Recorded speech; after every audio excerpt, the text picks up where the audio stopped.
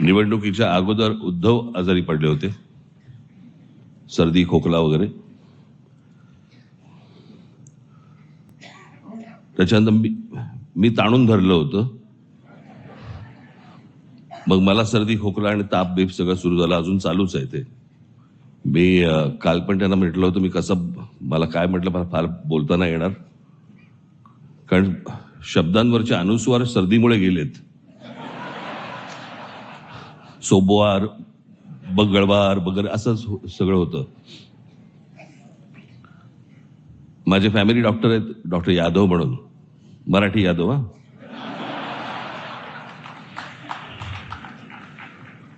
मग मी त्यांच्याकडनं औषधं घेतली आणि मी उद्धवना दिली. मी 2 दिवसात बरे झाले.